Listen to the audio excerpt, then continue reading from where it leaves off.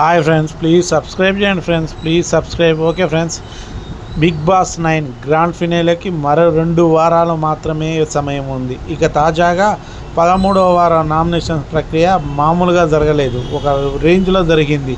ఈ వారం కూడా హౌస్బెండ్ మధ్య హీటింగ్ అనేది గట్టిగా మామూలుగా జరగలేదు ఫ్రెండ్స్. నామినేషన్ ప్రక్రియ పూర్తి లిస్టులో మొత్తం 6 సభ్యులు చేరారు.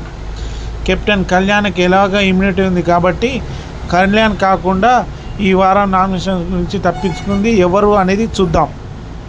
ఆదివారం దివ్య, నిఖిత నేను చెప్పినట్టే ఎలిమినేట్ కావడం జరిగింది. దివ్య, నిఖితతో పాటు సుమన్ కూడా ఎలిమినేషన్లకు రావడం జరిగింది.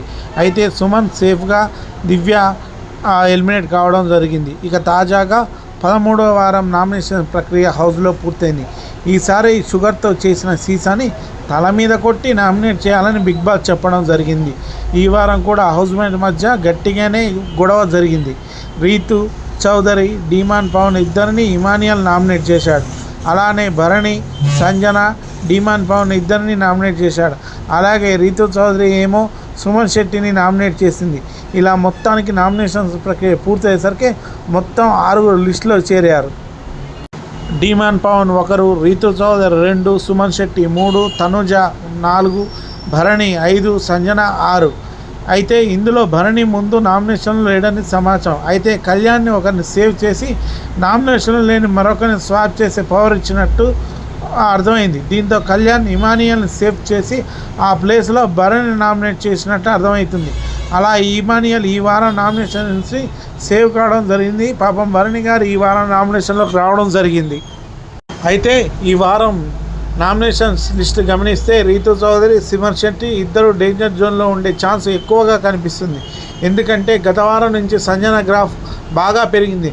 ముఖ్యంగా రీతు చౌదరి, డీమాన్ పవన్లపై సంజన చేసిన కామెంట్లు, వాళ్ళపై సోషల్ మీడియాలో వస్తున్న నెగిటివ్ వల్ల సంజనకు హైప్ బాగా పెరిగింది. దీనికి తోడు వీకెండ్ ఎపిసోడ్లో నాగార్జున గారు సారీ చెప్పమన్నా కూడా సంజన ఎక్కడా ముందు ఒప్పుకోలేదు. కావాలంటే హౌస్ నుంచి వెళ్ళిపోవడానికి కూడా రెడీ అంటూ సంజన డేరింగ్ మాట్లాడడం ఆడియన్స్కే కాక బిగ్ బాస్ అభిమానులకు కూడా నచ్చింది. దీంతో ఈ వారం కూడా సంజన అదే ఊపు కొనసాగే ఛాన్స్ ఉంది. ఇక తనుజ, డీమాన్ పవన్లకి ఓట్ బ్యాలెన్స్ చాలా బాగుంది కనుక వాళ్ళు ఎలాగైనా సేవ్ అయిపోతారు.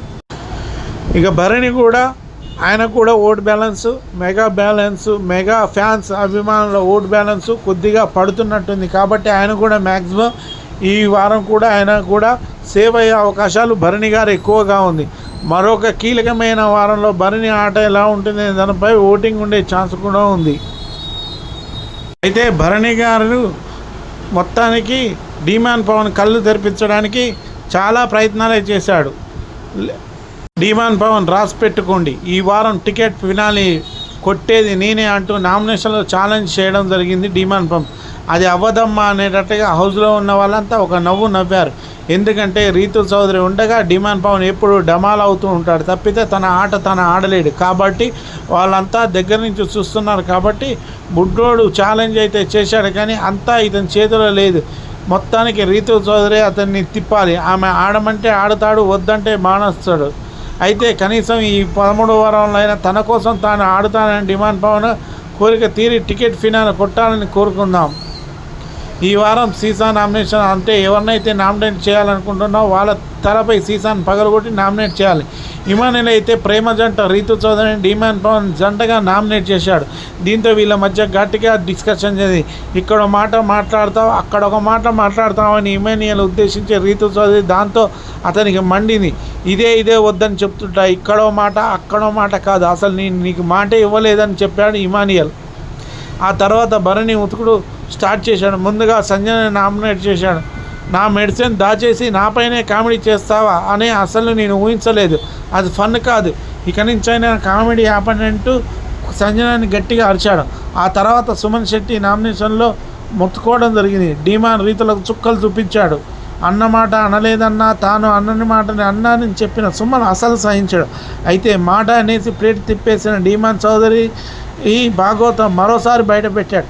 వీకెండ్ ఎపిసోడ్లో నాగార్జున వీడియో వేసి మరీ సినిమా చూపించినా కూడా వీళ్ళు మాత్రం ఇంకా ఆ విధంగానే మాట్లాడుతూ ఉన్నారు. దీంతో సుమన్ శెట్టి చివరిలో రాకొట్టని సుమన్ పళ్ళు బిగించడం, రీతు వచ్చి టకీమని అతని నెత్తిపై కొట్టినప్పుడు పాపం అతను తల పగిలినట్టు ఫేస్ పెట్టడం జరిగింది సుమన్.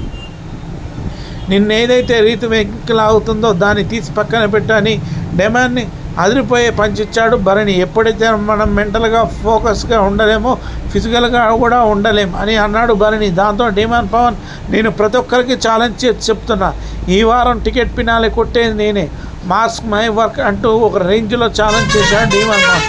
దానికి మన ఎడిటర్ అయితే ఛత్రపతి, కానీ నిజానికి డిమాండ్ పవన్ అనుకుంటే ఖచ్చితంగా చేయగలడు. కానీ అక్కడ అతన్ని వెనక్కి లాగేసి రీతు చౌదరి, ఆమెను దాటుకొని వెళ్ళడం అనేది డిమాండ్ పని.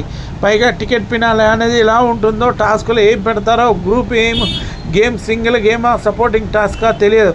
ఒకవేళ పర్సనల్ టు పర్సన్ పోరాడితే డిమాండ్ పవన్కి ఆశలు ఉండొచ్చు, కానీ అక్కడ గ్రూప్ గేమ్ అయితే చెప్పలేము. బట్ డిమాండ్ అనుకున్నట్లు అతను టికెట్ పినాలి కొట్టాలంటే ముందుగా రీతు చౌదరికి దూరంగా ఉండాలి. అప్పుడే అతను కొట్టలేస్తాడు, అంతే తప్ప టికెట్ పినాలి కొట్టడం అంత సులువు కాదు. అయితే తనుజ ఇమాన్యుయల్ గురించి మాట్లాడుతూ, నాకేమైనా అనిపిస్తే, నా మైండ్లో ఏమైనా తిరుగుతుంటే నేను షేర్ చేసుకోవాలి, వాడితోనే చెప్తున్నా, ఎందుకంటే వాడే కదా నా ఫ్రెండ్ అంటూ తనుజ ఎమోషనల్గా ఏడ్చింది. దీనికి ఇమాన్యుయల్ కూడా అదే లెవెల్లో చెప్పాడు, నువ్వు ఎంత ట్రూగా ఉన్నావో నేను నీ విషయంలో కూడా అంతే ట్రూగా ఉన్నా, అది నీకెందుకు తెలియట్లేదో అర్థం కావట్లేదు, అదే నన్ను హర్ట్ చేస్తుంది, నువ్వు నా ఫ్రెండ్ కాదురా అనేసావు నా ముఖం మీదే. తనుజ నువ్వేమైనా అంటే దాన్ని నేను బయటికి రావడానికి నాకు టైం పడుతుంది, ప్లీజ్ మన ఇద్దరికి గొడవలు వద్దనే చెప్పాను, నీకు ఆ రోజు కూడా చెప్పాను అంటూ ఇమాన్యుయల్ ఎమోషనల్ అయ్యాడు. కానీ ఎప్పటికీ చెప్తా, నువ్వే నా ఫ్రెండ్ అంటూ తనుజ అయింది. ఇక నా ఫస్ట్ నామినేషన్ డిమాండ్ పవన్ అనగానే అందరూ నోరు వెళ్ళబెట్టారు. అంటే ఇప్పటివరకు జోక్ చేశారా ఇదంతా అంటూ డిమాండ్ పవన్ కరెక్ట్గా అడిగాడు. జోకు గీకు బిగ్ బాస్ చెప్తారు డిమాండ్ పవన్, నువ్వు చెప్పక్కర్లేదంటూ తనుజ వెంటనే ఫైర్ అయింది. నాకు జోక్గా అనిపించిందని డిమాండ్ పవన్ అంటే, నువ్వైతే అంటూ కౌంటర్ వేసింది. గేమ్ టీం కోసం కాదు, ఒక మనిషి కోసం ఆడని నువ్వు అన్నావు అంటూ ఇండైరెక్ట్గా రీతు టాపిక్ తెచ్చింది తనుజ. ఈ హౌస్లో నేను ఫస్ట్ కెప్టెన్గా చూడాలనుకునేది అప్పటి వరకు అవని రీతు చౌదరి అని డిమాండ్ పవన్ అన్నాడు. టీం కోసం ఆడలేదు నువ్వు, అయితే అవి తనుజని అడిగితే అవును అంటూ డిమాండ్ పవన్ ఒప్పుకున్నాను. నేను టీంకి సపోర్ట్ చేయను, రీతు చౌదరి ఉంది, రీతుకు సపోర్ట్ చేస్తాను, నేను వెళ్ళా, మాకు ప్రాబ్లం అవుతుంది కాబట్టి నిన్ను నామినేట్ చేస్తుంటా అంటూ తనుజ చెప్పింది.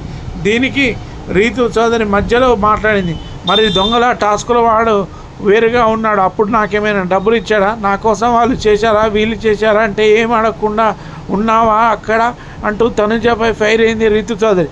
నేను టీం అంటే టీం కోసమే ఆడతానని ఇది గుర్తుపెట్టుకోని డిమాండ్ పవన్తో తనుజతో అన్నాడు.